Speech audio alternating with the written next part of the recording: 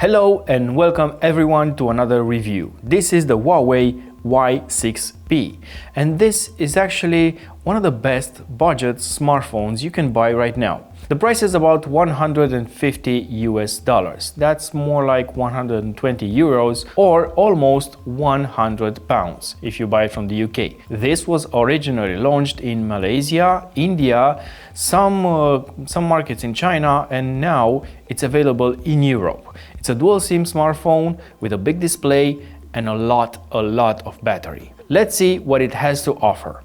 So, on the box, you're going to see the two serial numbers for the two SIMs and some of the specs. You have 64 gigs of internal storage, 3 gigabytes of RAM. It also comes in a version with 4 gigabytes of RAM, which I recommend. And the color is emerald green. It's also available in black, I think, and some other color. So, model number MEDLX9N, dual SIM smartphone. Let's see what's in the box. And yes, first is the smartphone, but I want to see what's else. App guide, you have phone clone, the app that allows you to transfer your data for another device. You have app gallery and more apps. This means also that this phone doesn't support Google Play services. But hey, the new app gallery is actually a lot better than a few months ago, and you might find almost any app you want there. In the box, some manuals, the SIM slot pin, and we have a USB to micro USB adapter. Come on. Well, as I said, it's a budget smartphone, so no comments here. And the charger is decent. It's a 10-watt charger with 5 volts and 2 amps. So that's pretty much it inside. I was expecting to find a clear case, polycarbonate protection case, but that's not the case, if you get what I mean. The phone looks really good from the back, and no, this is not a glass casing. This is a polycarbonate plastic, and you might want to see, it looks actually quite good. I mean, the colors are nice. This is the emerald green version. Yes, it's going to get a lot more scratches, so you might want to be careful. But the surprise is it has 3 cameras, a fingerprint sensor, LED flash, and yes, it does have a noise cancelling microphone over the top over here. On the bottom, you have the speaker grill, the micro USB charging port, another microphone for conversations, and the jack. The jack would be for headphones, but I didn't find any headphones, so you might want to have to use yours. Let's turn it on. As you can see, the display has some protection cover already applied from the factory, and I suggest you might want to keep it, but because this is not a premium high-end smartphone, and yes, the display is not that scratch resistant. It does have a little bit of glare, as you see on the camera. Only the camera sees this glare, I don't. But hey, let's see how the display looks. As I was saying, this is not a very powerful smartphone, but it does have some pretty cool features. Now that's a loudspeaker. So, 185 grams, pretty light in the hand, and almost 9 millimeters in size. Yes, this is a 2020 smartphone, and although I would have wished maybe it would be a little smaller, it's quite enough.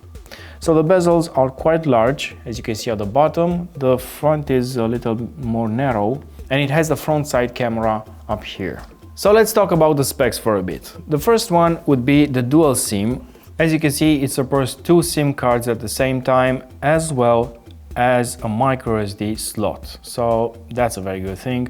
You're going to be able to increase the storage capacity, as well as using 2 SIMs at the same time. No, it doesn't support an eSIM. As I was saying, it's a budget smartphone, and that's not a feature for a budget smartphone. So the display is quite large. It's an IPS display with 720p resolution, although the aspect ratio is a bit larger. It's at 19.5 by 9. So actually the resolution is 1600 pixels by 720. It looks decent. It's pretty bright. So it won't be a problem using it outside, and the specs are not so good on terms of the CPU. Huawei didn't use their own CPUs, the high silicon Kirin, and actually uses MediaTek P22 Helio. It's not a bad CPU, it's actually a 12 or a 14 nanometer CPU, but I've seen it in smartphones in the last 2 or 3 years. On the connectivity side, you only have 2.4 GHz Wi-Fi, no 5 GHz here, but there's a feature I wanted you to see. You have FM radio and it doesn't need to use headphones. Yep.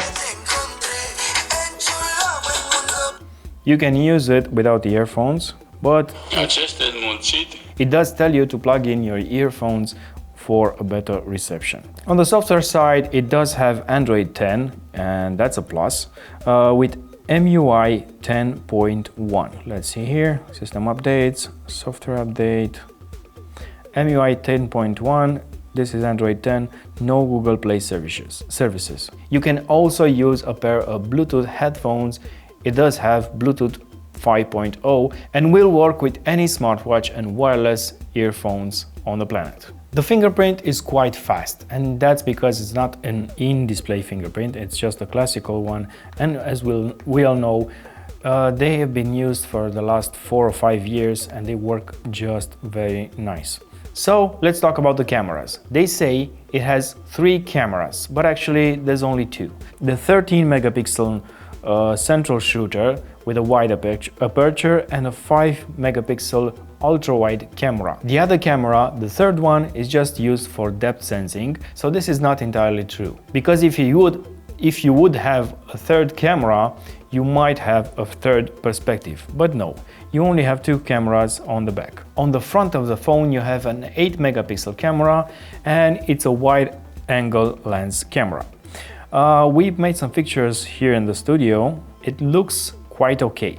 The recording is only 1080p at 30 frames per second, but hey, let's see what we have. Camera din față într-un vlog style, în cazul în care, nu știu, vreți să faceți un vlog cu un telefon de 600 de lei cu acest Huawei, aici s-ar fi tăiat la montaj, dar...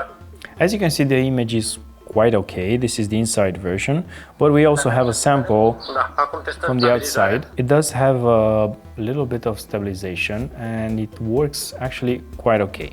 The colors are not that good, especially in video mode, but you can take a few snapshots and send it to your friends, and that's okay. This is a photo taken at the inside with not so much lighting.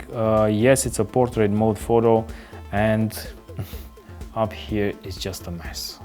Okay, in low light conditions it just doesn't add up, but at the outside I think it does a pretty good job. This is my colleague Rizvan, and yes, no, the ears are okay, the hair is okay, so the portrait mode just works. As you can see, the selfie has a bit of HDR.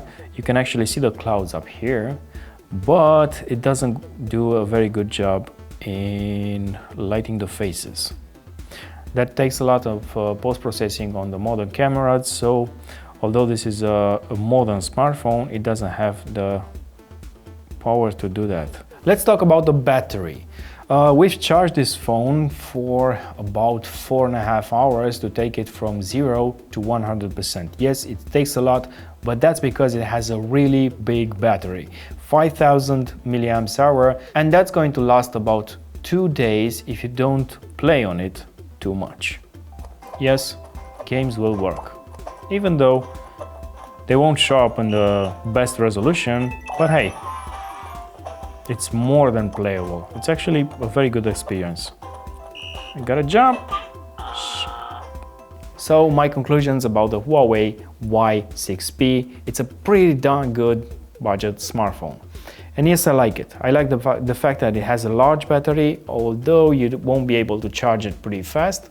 That's because of the micro USB. I would have used USB-C. If that was the case, well, this would be actually a killer budget smartphone. The screen resolution doesn't bother me that much. I would have liked a 1080p screen, and I'm sure in this price range you can find a smartphone with a And I'm sure in this price range you can find a smartphone that has a 1080p screen. But if you want the bigger battery and the good quality cameras, this is the one for you. Are you looking for something else in a budget smartphone other than a good camera and a big battery? Tell me in the comments below. My name is Radu and I'll see you in the next one. Cheers!